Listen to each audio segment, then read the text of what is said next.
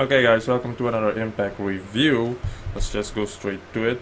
The show starts with highlights from, basically past from TNA, the past like 15 years, was it? I really liked how the editing of these highlights was really fucking good, and I also noticed that we have a intro now. I also like that, and then the show opened up with Eddie Edwards and Davey Richards basically brawling in the crowd, and right after that, Jeremy Borash came out, and this whole thing with Jeremy Borash coming out was that he is now also doing commentary now, and he was taking a lot of shots at Josh Matthews. And I'm guessing they gave us this whole thing because they are aware that many of us don't like Josh Matthews at all, so they basically used that in this segment, which was great.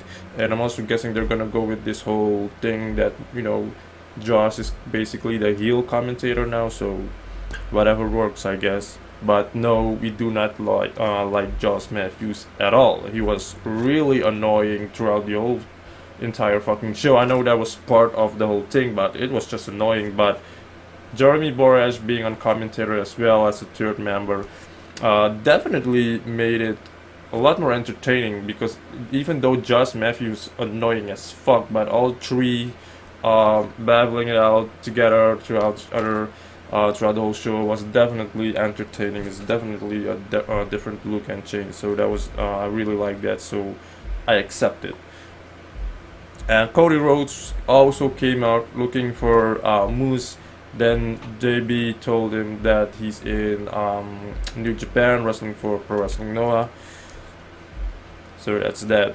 And then right after that, we had DCC versus a new tag team, Reino Scum. DCC got a loss, another loss. It almost feels like I don't know, DCC, it's almost like the whole hype with this faction is kind of running out, where they're gonna have no choice but to separate the guys. But them losing again is definitely another. Yeah, I don't know, but the match was average at best. I have to see a lot more of these guys because I've never seen these guys. I don't even know which promotion they come from, although the announcers, the commentators have mentioned that they came out with the titles too, and I really like that as well, with the wrestlers from other promotions coming out, representing their title, representing the company, and I've been talking about that for a while now. That's a really good thing to do. But the match was a little bit rushed, although it was good average match, but Reino Scum got the win. So then we go backstage with McKenna, as Sienna would say, McKinsey, where basically Sienna says that Maria got a nervous breakdown, and then she had a few words for Ali, and that was that. Then after that, we had another match. This was not a X Division match. I don't even know if it was a number one contenders match, but Braxton Sutter alongside with Ali against Marsha Rocket, DJC, and Caleb Connolly is his name. Caleb Connolly was definitely the most impressive in this match. He definitely showed a lot more, where usually DJC is the one, but DJC definitely wasn't the whole guy in this match. He barely did anything. It was more Braxton Sutter, Marsha Rocket, and Caleb Connolly. But Braxton Sutter got the win. So there was also this spot where Ali jumped on Marsha Rocket, and after the match, you had Lauren Finesse coming out still in her wedding dress, looking like a mess and such. Yeah, I don't know where they're going with this, but I like it either way. The whole fact that Lauren is still in her wedding dress, even though this thing took like, what, 2 weeks ago place? This whole wedding thing was 2 weeks ago or a week ago. I like it. Then after that, we had another match, Sienna versus Rachel Ellering, a new knockout. There definitely was no chemistry between these two. Basically simply because they probably is the first time they wrestle each other. Because I don't remember Sienna ever wrestling a girl like this.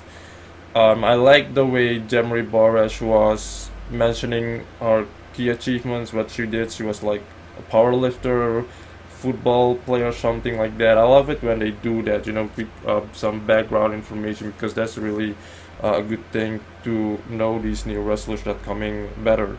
But Sienna got the win. Rachel out of ring she did her thing, she had a few good spots, but there was no chemistry, so the match was a little bit off from time to time. But Sienna got the win with Silasher, so that's that. Then we have in-ring segment with Bruce Pritchard coming out.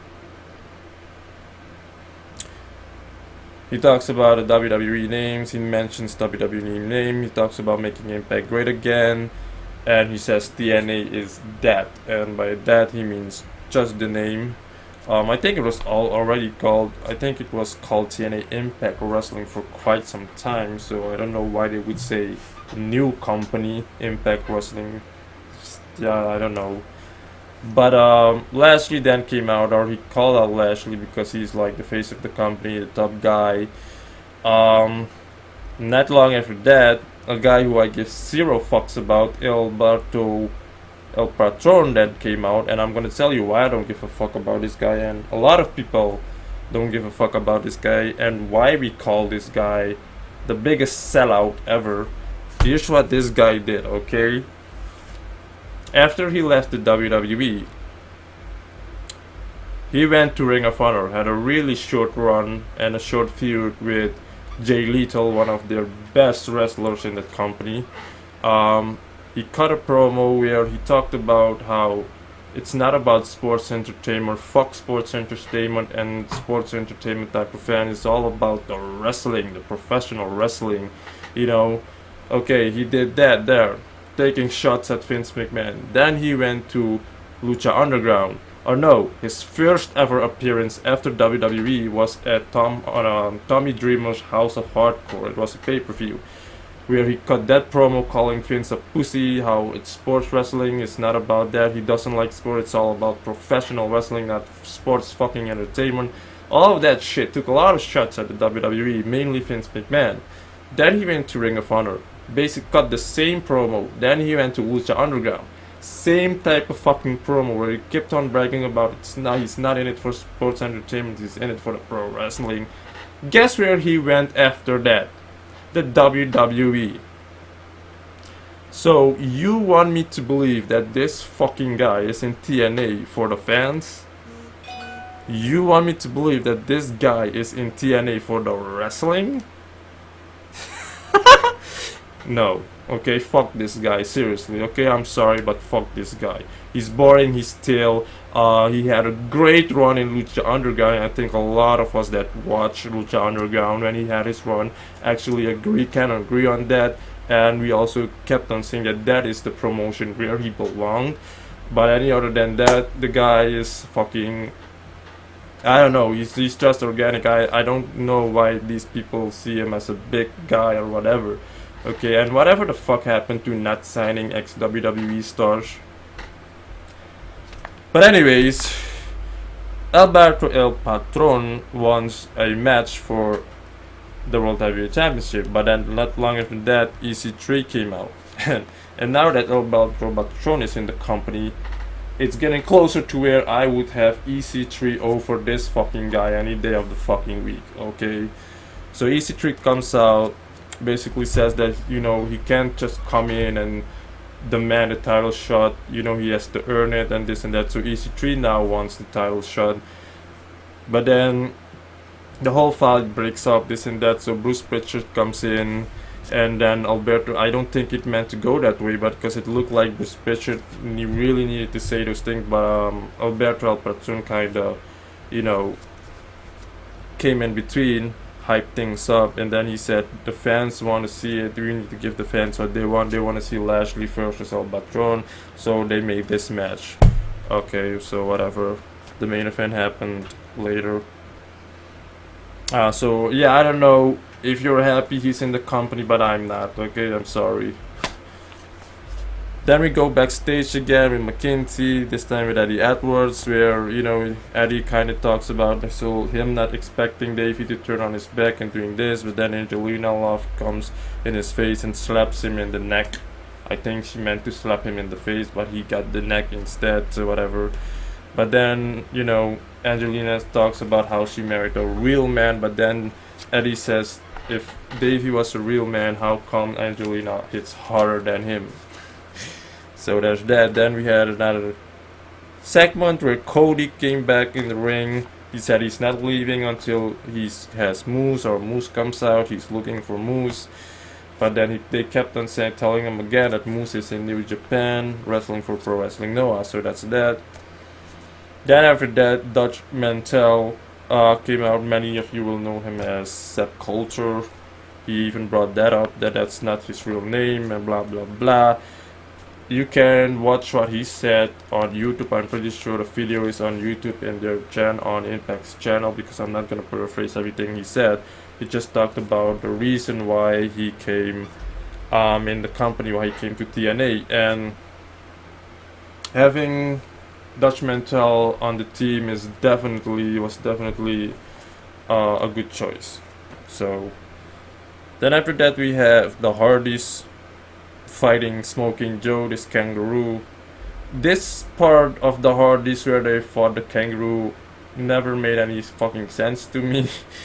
But anyways, then the Hardys then Matt Hardy said they have a new destination to continue the expedition of gold, and they touch Vanguard 1 and then they disappear, and then we get back in the back lot of Impact Wrestling where instead of the Hardys coming out, you had Decay coming back to the dimension, so to speak, and then you had the tag team titles laying on the ground. So I'm guessing the titles are back on Decay's hand, so that was one way for the Hardys to get out. And I really like that shot. I really like how they did it too. So the Hardys are deleted from TNA and are furthering deleting in Ring of Honor. And I'm definitely going to watch that pay-per-view where they're going to battle my favorite tag team of all fucking time, the Briscoe Brothers. So then after that, January Borash basically got in the ring and announced the date for the 50th annual Slammiversary match. I always liked Slammiversary more than BFG.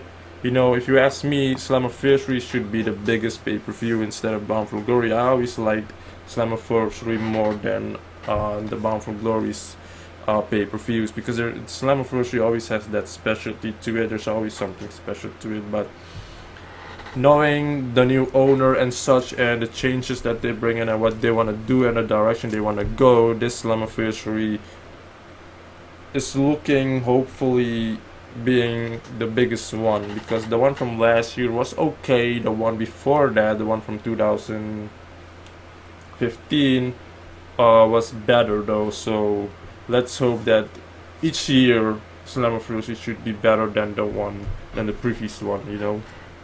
So I'm definitely looking forward to Slammiversary. And then we have the main event, Alberto El Patron versus Bobby Lashley, with EC3 watching the match later on. The match was a little slow paced at first, but then it kept going on. It was a good match. It was an okay match. Nothing all that great or special. I would never give it a 4 or 5 star match. Never. Probably not even a 3-star match, to be honest. There were 2 twists or 2 plots or whatever you want to call it, where Lashley hit the referee, and then the second referee came in. Then you had Patron kicking the referee. So Lashley then brought the title in, tried to hit him, but it didn't work. Then El Patron had the title and knocked Lashley with it and got the 3 count. So here we have a bullshitty guy winning the bullshitty way.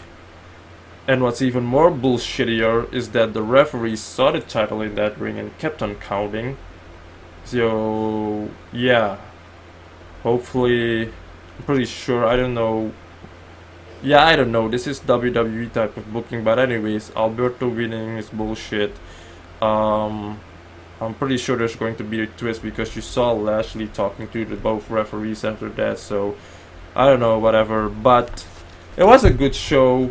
The entire show looked rushed though. It feels like everything was rushed a bit, but it was a good show nonetheless. The production definitely looks good, so I am looking forward to the other shows, even though everything has basically been spoiled with videos, including pictures. So yeah, whatever. But the production scene looks good, everything looks good, the new changes and such. I've also noticed the referees have blue on now, which is good, you know, that it took care of the whole basic white kind of uniform. So next week we'll have to see. But it was a good show. I'll give it just a 7, you know, because I'm not impressed with a few things, especially the whole Alberto El Patron angle. So, but I'm pretty sure they're going to fix that next week or the coming weeks or whatever. So I'm not all too upset about it. So whatever. But see you next week. Thank you for watching.